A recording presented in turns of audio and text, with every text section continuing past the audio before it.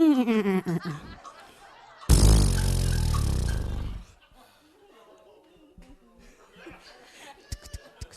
what the secret of life is? No, I don't. This. Your finger? No, the one thing. The one thing. You know, one thing you need without anything else don't mean nothing without this one thing. Okay, well, what's the one thing? That's what you got to find out. Oh, boy.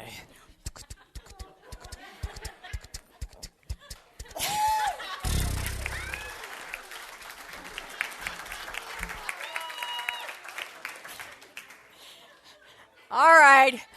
Thank you. That was good. Thank you for that. And thank you for the horse noises in front. All right, so who knows where that little skit came from? Come on. You are right. You are right there. A movie with Billy Crystal, Jack Palance, City Slickers. That was it. 25 years ago. That movie came out 25 years ago. It's a great movie. It's a funny movie. Very, very funny movie with a couple of great spiritual lessons. And there was one right there. The one thing. But you've got to figure that out. Today, we are finishing up our summer reading list. So this month, we've taken 4 different books that were on my reading list, and we've explored them. Today, we're finishing up with a book entitled The One Thing. And it is written by Gary Keller and J. Papasan. It was a #1 bestseller back in 2013, not that long ago. It's a business book, focuses on productivity and reaching your business goals, but it has got so much cool stuff in it for us. And I want to give you a lovely little God thing. And God things happen all the time, and they particularly happen when we are in alignment and staying on purpose and keeping our mind on straight, if you will, and staying connected to source. Then these God things, I call them God things, others might call them coincidences, I don't, I call them God things, happen all the time. And so the God thing that happened about this is that and this is a little confession, when I picked the 4 books we were going to work with this month, 2 of them, today's book and last week's book, I had not read yet. But these books both came highly recommended and by people I trust, and I thought, you know what, they sound fascinating. I want to go for it. I want to read them. I'm knowing they'll have good stuff in them that we can explore on a Sunday morning. So I went on faith and decided to use these 2 books. So, that's a God thing that they actually worked. Woo! This one worked, and we'll find out that this one does too. But here's the second piece of the God thing. Last week, when we explored this book, so here's a test that I want to tell you, first service failed miserably, just miserably. So I'm hoping that you guys are, I don't know, whatever was going on with them, but here we go. What was the one premise idea out of this book? I heard it over there. Living in the now. Was that not? Remember that? Do you see? Yeah. Remember that? See, the first service, it was because we're so in the now. We don't remember last week. All right, I like it, man. You all must have been there as well because, it's about living in the now. This book, while it is, as I said, a business book, it is also about being absolutely present for the next thing. And being totally present is what? Thank you. Living in the now. So you may have heard a phrase, go big or go home. Yeah, you ever heard that? Go big or go home? Well, in this context, it's go small or go home. And what I mean by that is if you want to lead a big life, then the one thing that we need to do is narrow down, focus on whatever is right in front of us, that one small thing that is right there in front of us. That's what we focus on. That's the whole idea of this book, The One Thing. And truly, that is a marriage of those 2 books. So how perfect it is that last week we talked about living in the now, and today we're just taking a kind of a different bent to that idea and adding another layer of how we can, in fact, live in the now by focusing on the one thing, as Curly, his name in City Slickers, told us this morning as he was riding his little horse. To bring this into our spiritual conversation, I want to quote both Ernest Holmes, our founder, and Charles Fillmore, co-founder of Unity, because I used one of his books this month, and so it feels appropriate to share from him again. So 2 beautiful quotes that confirm this idea of living in this now moment where the one thing resides. So Charles Fillmore says, God is and we are. Let us live in God's world, not in God's world tomorrow, next month, next year, or next century, but here and now. God's beautiful universe is all about us, only awaiting our acknowledgement of its presence. Let us know God and live with love and joy and health and peace here and now. Ernest Holmes, the founder of our Science of Mind teachings, said, the only time to make use of the creative principle is now. The real secret is its practical application lies not in how much we know, but in the use of what we do know. The results, large or small, much or little, depend entirely on the degree of conscientious endeavor, enthusiasm and joy, conviction and faith that we bring to bear on any particular situation now. Right. So, in order to discern the one thing, we need to ask a question. Not just any question, a very specific question. We're even going to call it maybe the right question. And I've talked before about the power of questions and the power of asking the right question. It's been told that Thomas Edison was once asked, if you had a major decision to make or a major problem to solve, and you had 1 hour to do it, how would you spend that hour? And his answer was, I would spend 55 minutes composing the question. Because if I pose the right question, then the answer is instant. 55 minutes of that hour I would spend posing the right question. So we want to make sure we ask the right question. And I've used an amazing question. It's not in a kind of a different context, but I want to just this whole idea of asking the right question.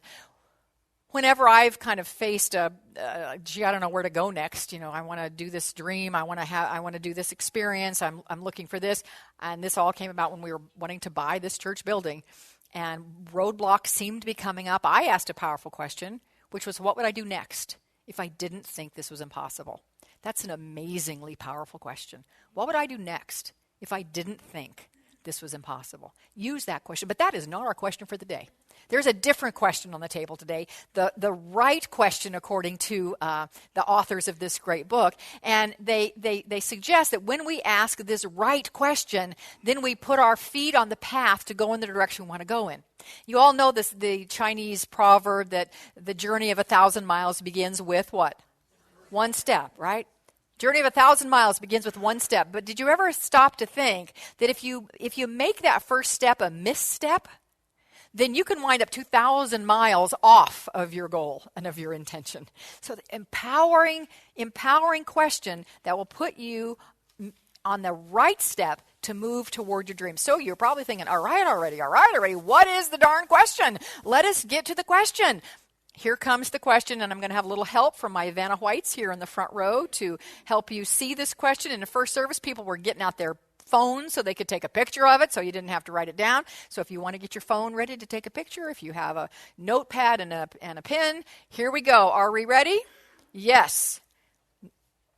What is the one thing I can do such that by doing everything else will be easier or unnecessary? Smile, girls. Okay, I'll say it again for those of you who are wanting to write it down.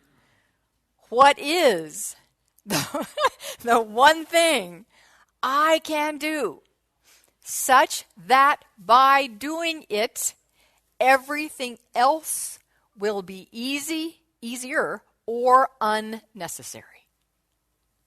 Pretty simple, huh? Did y'all get it? Everybody get it?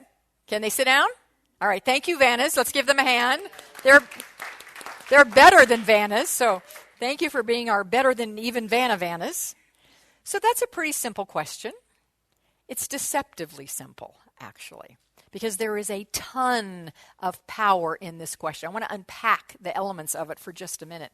But before I unpack any of the elements, just an awareness. I want you to have an awareness that this question calls you to a deeper place. It moves you out of your head in what you think, and it moves you to that place in you where you know. What do I mean by that? I mean that place, that seat in you that is connected to infinite knowingness. That place in you that is connected and one with the source of all. That place in you that where there is only divine guidance. And I always point here because it feels to me physically like it comes from here. This is the place, for me and my thinking, this is the place, the seat of our wisdom and intelligence, divine intelligence, intuition lives here. And this question and all the elements of it kind of put that place in us on notice so that something gets called forth from it that we would not necessarily come to in our heads. Does that make sense? You got that? All right, let's just briefly look at there's 4 sections of it, as you saw in the 4 sheets. So the first section is, what's the one thing? So think about what's the one thing. It doesn't say, what are all the options? What are my 10 possibilities? What are the 5 things I should be doing right now? How many times do we do that? And then we get ourselves so overloaded because we just don't even know where to start. It's too much. There's just too much to do. This process is 100 steps to get me there, and I don't know which step to take. Well, the beginning of this question says, what is the one thing? Not what are the 5 things, not at the 4, not the 2. What is the one thing? So right now, you've put your unconscious, your subconscious, if you will, that divine place within you on notice to come up with one thing. And it will, you will, absolutely. So again, this isn't like now, what are my options? This is not a what are my options question. This is what is one specific thing that I can do. You are allowed to only pick one. But you don't have to pick because one will be revealed. And I'm going to give you in a minute how that worked for me yesterday and how you can apply this question in all areas of your life. I love this. Ernest Holmes spoke about this idea of honing in on the one thing, and he was talking about concentration on that one thing. He said, in mental science, which is another way of saying in our Science of Mind teaching, this is from page 194 of the textbook, by the way. In mental science, concentration means focusing the mental attention on one specific and definite thought, image, idea, or thing. Concentration of thought is not an effort to compel, but the desire to permit the stream of creative energy to take definite form. I love that. So it's not like we're forcing something. When we ask that, what is the one thing, what we are doing is creating an opening for that stream of creative energy to come into form in our lives. So that's the power of the first part of that. The second is, what is the one thing I can do? I can do. Not I should do. Not I could do. Not I will do. Not I would do. None of those things. It's what I can do, meaning right now. What can I do? In this question and in this practice, intention to do something, not going to get you anywhere. I can intend all day long to stop eating junk, but as long as I'm just intending to stop eating junk, I'm still eating junk and I'm still not supporting my physical vessel, this God vehicle that I have. So it's not what will I do, what should I do, what might I do. It is what can I do in this moment. Ernest Holmes speaks to that in the textbook on 477 when he says our mind should swing, I love this, from inspiration to action That's what this question is asking about. From contemplation to accomplishment, from prayer to performance, this is how we have a well-balanced life, he says. So that's the power of the second phrase of this question is, what am I going to do now? Third part, such that by doing it.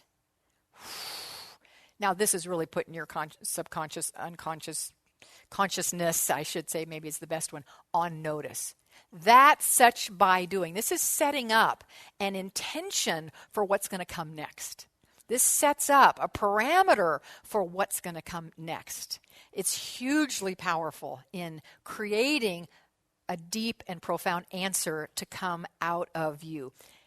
The place of infinite wisdom will respond when you give it this kind of great direction.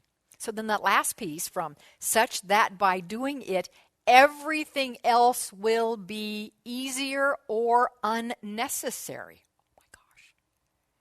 Ancient Greek mathematician, physicist, engineer Archimedes once said, you've heard of this, I'm sure, give me a lever long enough, what's the rest of it we know?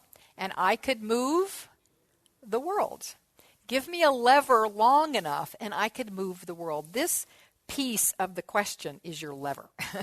This passage is the leverage test. What could I do that such by doing it, everything else will seem easier, will be easier, or not necessary? That's what this last part tells you. All right, so this question, deceptively simple, profoundly powerful. What you can do is take it and insert into it whatever your specific, the thing you're working on in the moment, whatever the specific item is. So let me give you my example from yesterday and then some other examples of other areas of your life. All right, so to back up just a second,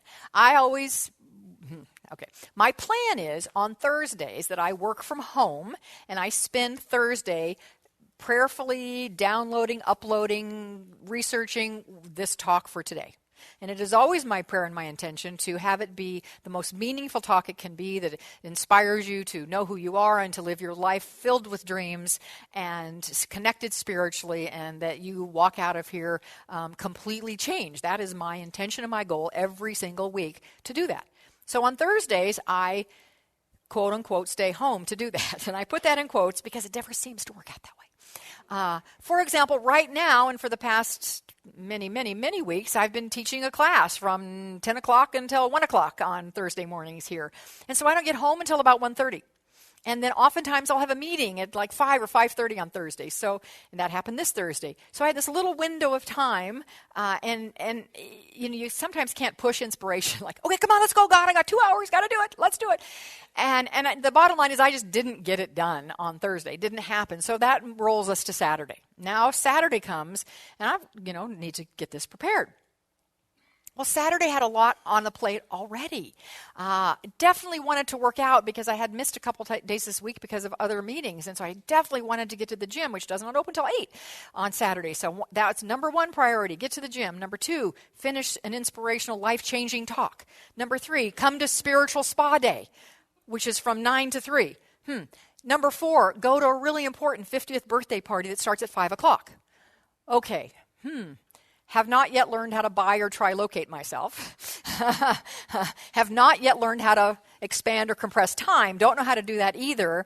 And so I did go exercise, and right away I realized, all right, getting to Spiritual Spa Day here, which was amazing, I know, I've heard, is not going to happen, not the full day. But my intention then, I let go of being here for the full day thinking, okay, they probably will survive without me there. Probably will. It'll probably be okay. That's a joke. I know it was fine. I wanted to be there. But nonetheless, I said, all right, I'm just going to let go of going to the morning sessions, and my next intention is to make it for the keynote at 1 o'clock. Okay, we're going to do that. Well, we're getting closer to 1 o'clock. It's now about noon, and and so my husband, who reads me very well, looks at me and says, I wish there was something I could do to take the pressure off. I see that, you're feeling kind of stressed and pressured. And as soon as he said that, I thought, why don't you practice what you preach, Michele, and ask the question, what is the one thing I could do to relieve pressure in this moment, that by doing it, everything else will become easier or even unnecessary? I asked that question. And as soon as I asked the question, the answer came. And after that answer came, a huge sense of relief came, and then something else came. I'll share in a second. So the answer to the question was, which did not come from my head, because it is not what my head wanted. It came from this place in me. And the answer was, it's okay to let go of even going to the speaker, the keynote speaker at Spiritual Spa Day. You don't have to be there. Again, they'll be fine without you. And you know Dr. Wolfson, he's Lonnie's cardiologist. You know him. If you want to hear what he had to say, you can get it. Let that go. So when I told Lonnie I decided to let it go, I said, so here's what I want you to do. If somebody says, is Reverend Michele here? You're going to say, oh yeah, she's here, but she's over there. And then if somebody over there says, where's her? Oh, didn't you see her? She just went through that door there. But no, we didn't do that. We didn't do that.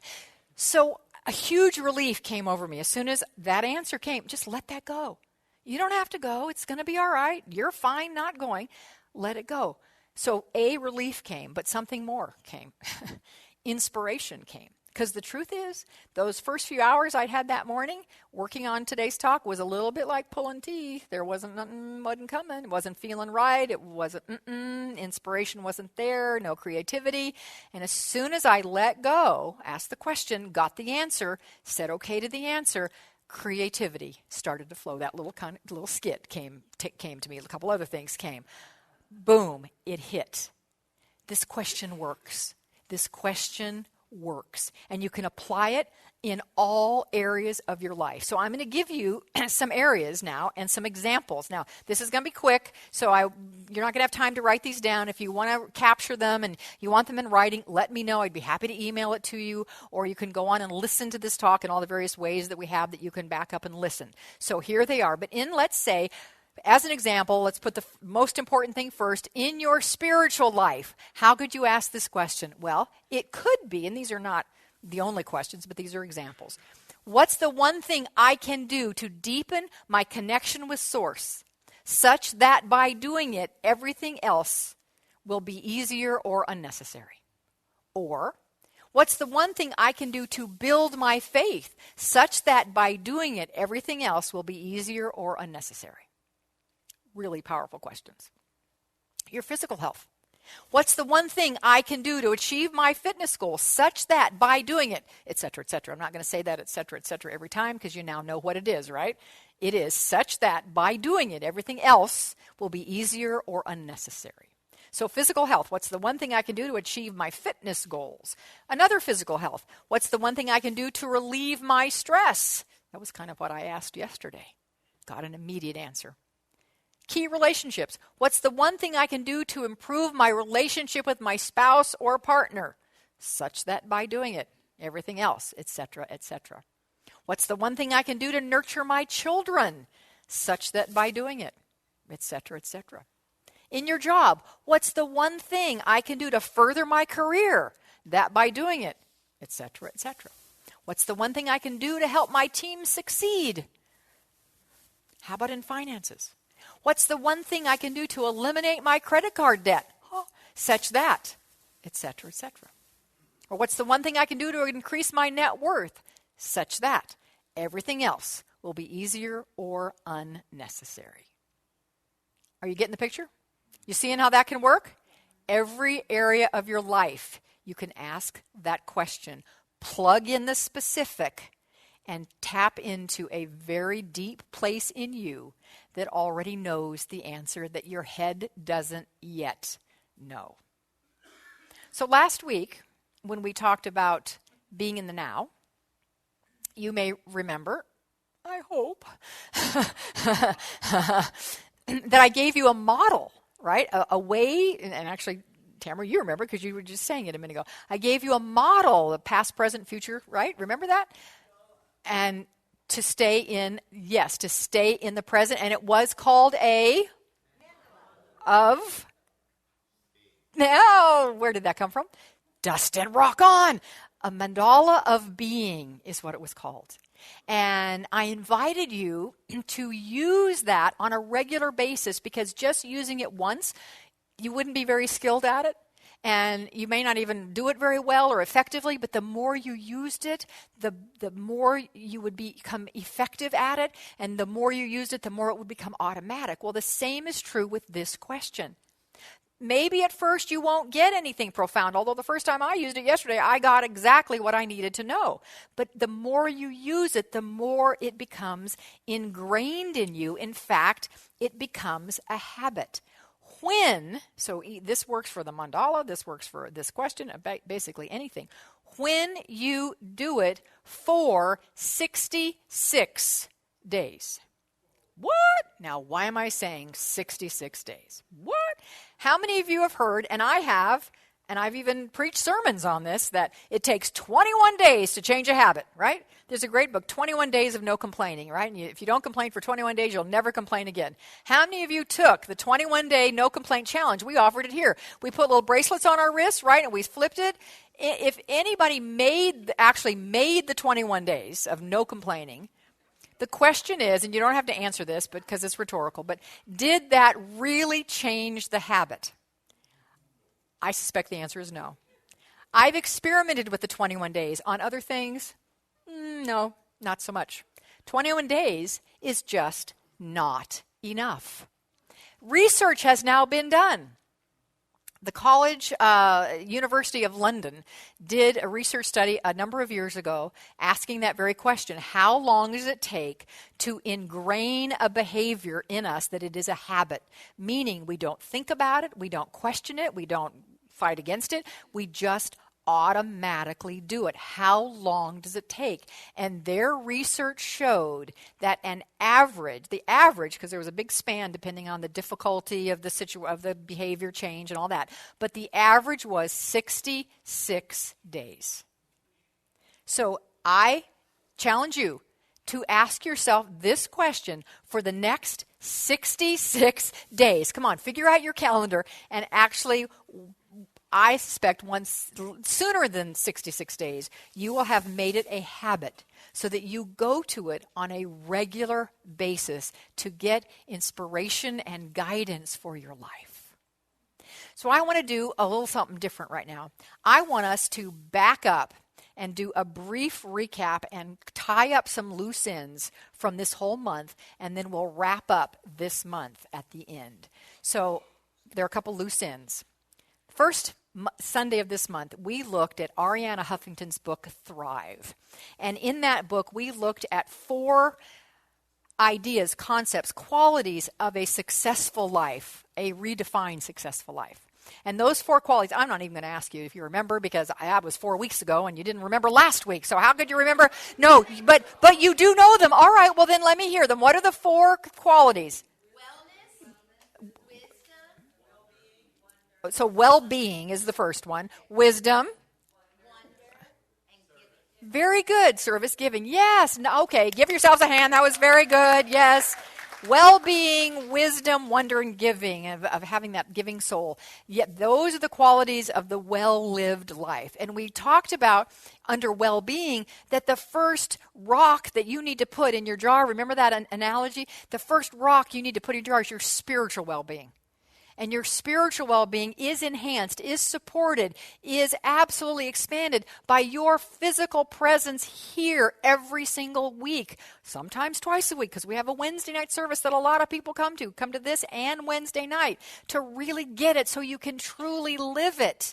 I challenged you, come every single Sunday this month and just see if your life works a little bit better, because you've been here, you've been connected, you've been thinking about these things, you've been applying them. And then I said, I'm not above bribing you to be here every single Sunday. So for those of you who are here every single Sunday, you're going to be in the running for a gift on the last Sunday of the month. So here we are, the last Sunday of the month.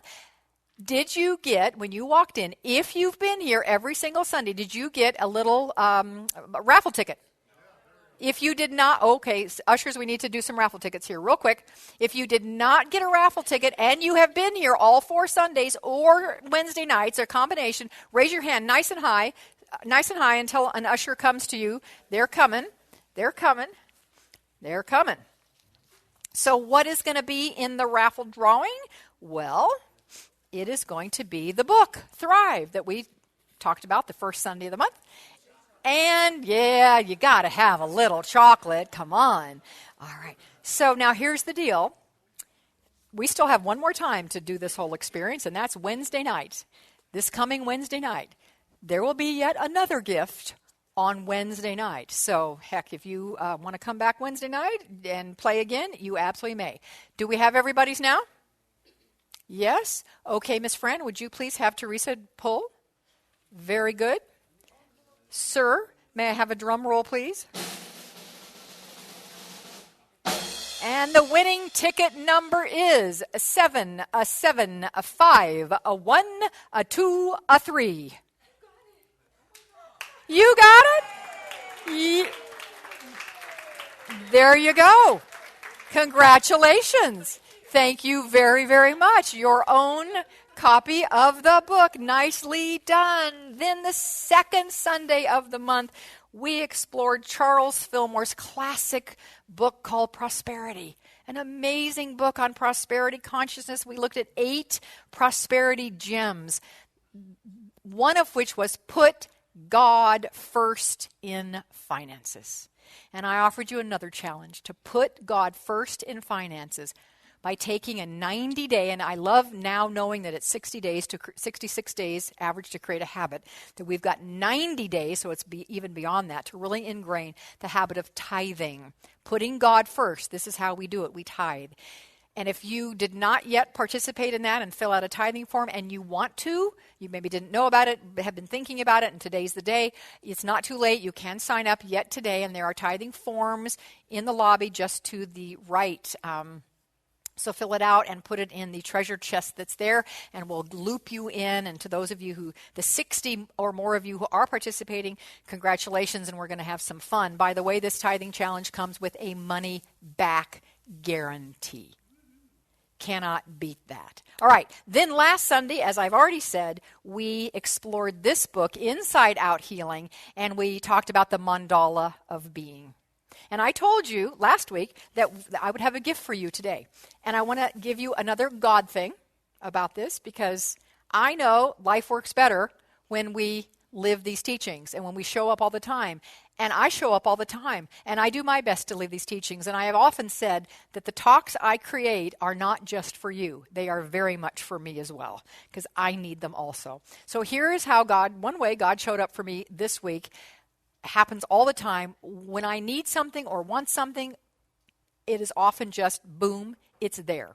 So I told you last week that you would get a little gift today, and my plan was to have Lonnie, our resident graphic designer extraordinaire, design a mandala of being. And I was going to hand that out to you. On Sunday afternoon, after giving the talk about the mandala of being, I get this email from Sherry Fogel, who is one of our members here. She says, Reverend M, I love mandalas. When you sold the Vicki Reed mandalas in the bookstore some time ago, I bought 22 of them. Anyway, I was inspired to create my own mandala for a visual of today's lesson. Just felt like sharing it with you. And she attached it. Thanks for the wonderful lesson, Sherry. What she created was so beautiful and so perfect, I thought, why reinvent the wheel? So I emailed her back and said, may I share this with the congregation? Her response was, I would be honored if you shared it with the congregation.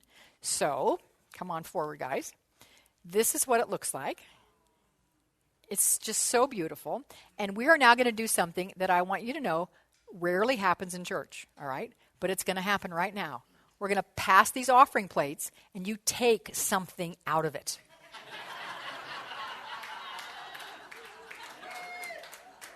That doesn't happen all that often, does it?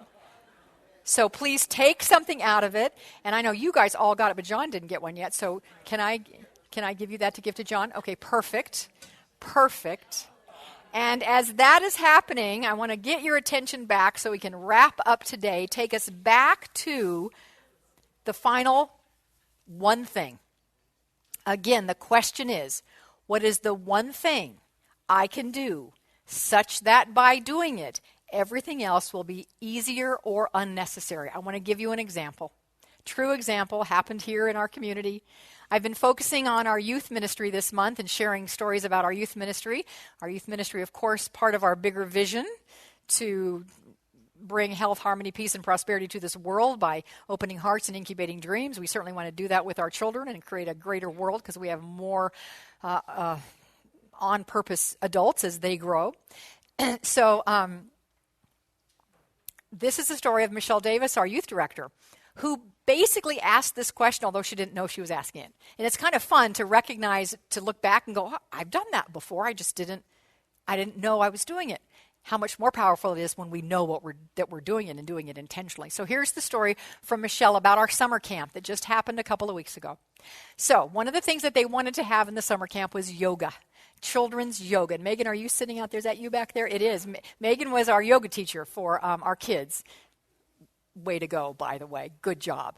So Michele is out shopping to buy all the stuff that she needs, supplies that she needs for youth camp. And she's got her list. She's got her budget. She thinks to herself, well, we're doing yoga every day with the kids. They are going to need yoga mats, right? I mean, you can't do yoga unless you have a yoga mat. And then she priced yoga mats and went, oh, that is not consistent with the budget that I have here. So yoga mats aren't going to work. Surely there's something else that will work instead of yoga mat. And she came up with another idea. She priced that and went, ooh, that doesn't work within the budget either. So she just asked herself this question without really knowing the question itself, but she pretty much just said, okay, source, what? Pretty much she said, what's the one thing that I could do here that would make this work? And she got an answer. Instant answer. She didn't like the answer. Well, sometimes that answer we won't like in our head, but she got an answer, and the answer was don't buy anything. Her head is, all right, but we have to have something. The kids have to have some kind of math. She asked it again. Don't buy anything.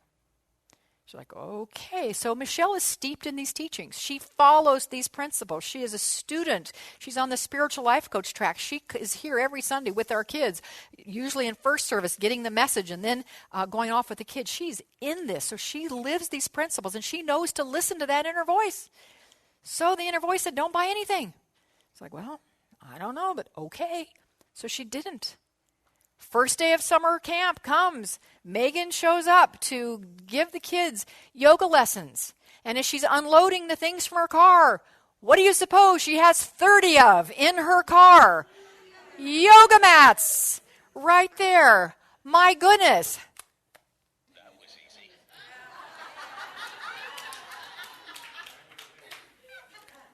That was easy. And that's how it works. That's how it works. When you live this, and when you ask that question, which she did, even though she didn't even know she was asking it. So this story illustrates for all of us that Spirit stands at the ready to support us in everything that we do. There's a beautiful scripture, it's in Revelation, that says, behold, I stand at the door and knock. If anyone hears my voice and opens the door, I will come to him and will sup with him and he with me. All we need to do is to open ourselves up to receive, ask the focusing question, and do the one thing that we are guided to do. So let's close our eyes, anchor this whole month in prayer by turning to that infinite source of life itself, that ever-creative energy of good, the flow of abundant resources, the place of infinite wisdom. We open ourselves up in this moment to that place that is the divine, that is infinite, so much bigger than we can even possibly comprehend, and at the same time, that lives as each of us, that resides in my core, at my core, through me, as me, and in me. That resides at the core of each person here, in them, through them, as them. This is the spiritual truth of who we are. And because of that, we are creative beings And through the words that we speak, the thoughts that we think, the consciousness that we bring, we set the infinite law of God in motion, and that is what I do right now. I set it in motion for us here today for our highest good and the highest good of everyone. Knowing that we are living a life of well-being, wisdom, wonder, and giving. That as we live from those places, truly, our life is joy-filled, balanced, happy, loving, and kind. I accept and know for us, each of us, that we know that we know that we know that we know that God is our one and only source, and that God's as source runs through an infinite number of channels, and that we are abundantly supplied for in all ways, always.